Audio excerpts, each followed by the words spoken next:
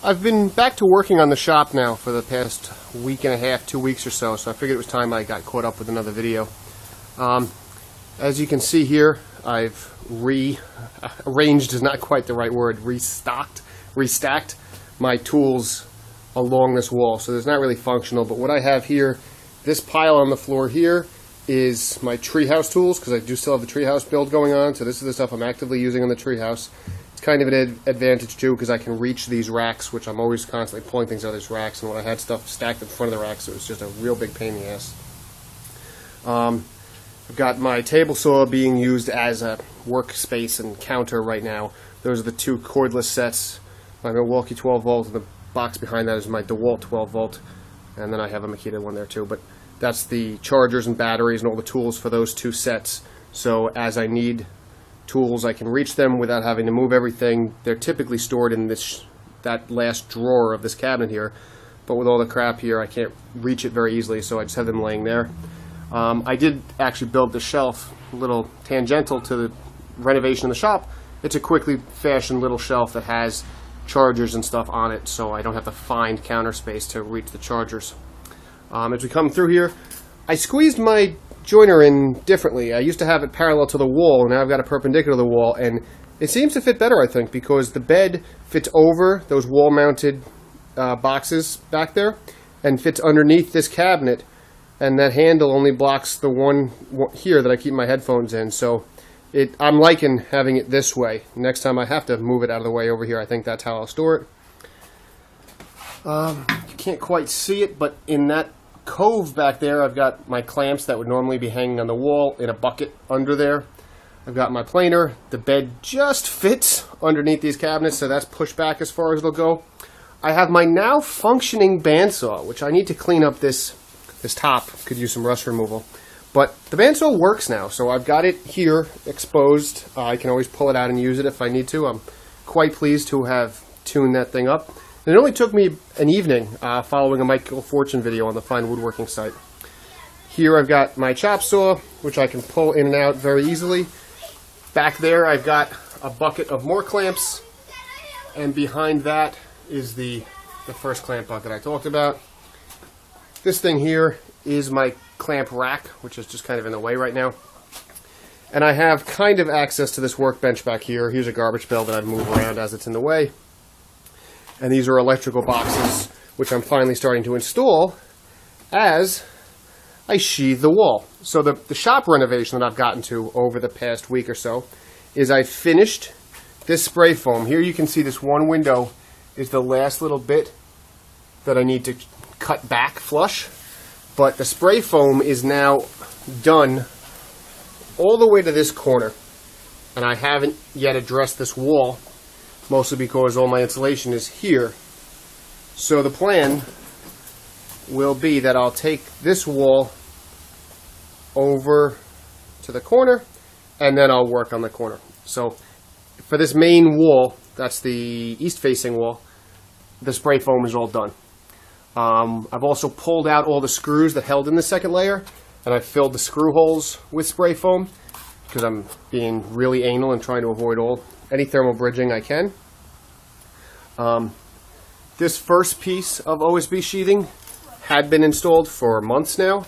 I've got this second piece permanently installed. I've got an outlet box here, an outlet box there, half an outlet box that spans.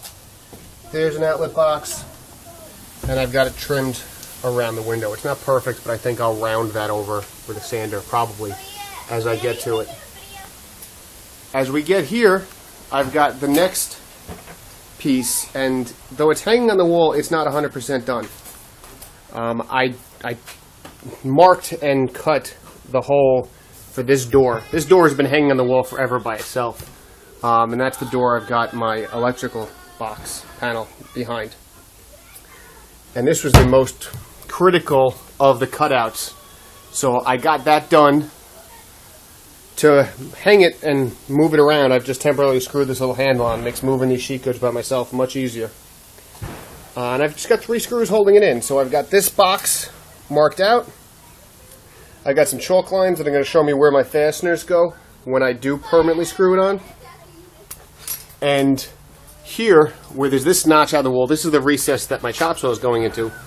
On the inside, in this cavity back here, I've traced on the board where the cuts are. So I'll know where to cut that out.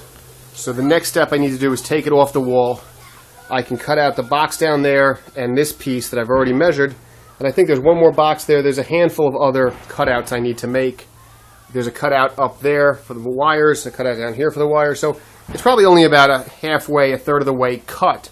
But this was the most critical cut because I had this door already mounted.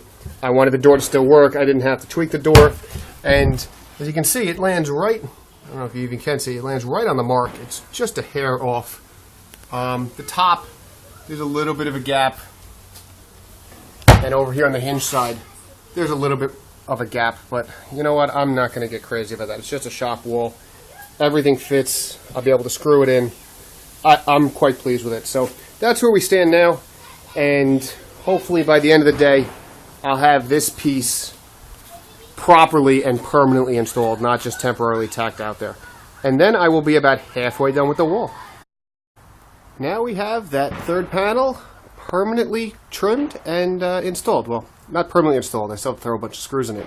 But it's done being cut out, and it is dry fit, and I just need to add more fasteners. No shifting at all. So I am quite pleasantly surprised at the way it fits. You see, here's the panel for the electrical access. That fits just as well as it did before. New cuts I made. We've got this top section that's going to have a removable panel so I can reach those wires. That's notched nicely. Then we've got this one here. This is, again, the recess for the chop saw. And that's almost perfect. I can push it up that little 32nd of an inch or so. It's off. And that all came out beautifully. So we've got that. Down here, we've got another access spot for wires. And you can just barely see the mark there. Some spots, it's a little bit off the mark. Here, we're off the mark by about 1/4 of an inch. But luckily, it's not that critical. It's still plenty of overlap here. And I was able to save, in fact, here I have it. This is the panel that came out of there. Whether it's off or not, the panel fits in perfectly. So that is certainly close enough. Here we've got the outlet, and it's hard to see, but here I had to notch just the tiniest bit off this groove section to make that line up flush. And that works very well. That may prove problematic when I'm fastening, because I would like to sink screws right through here into that spot. As I did say over here, but with the tongue cut out. We'll see how that goes with fastening. But anyway, that's the panel. So I'll throw some screws in that in a little bit, and then that'll be 3 done. I'm starting to really move along here on the wall. I'm loving it.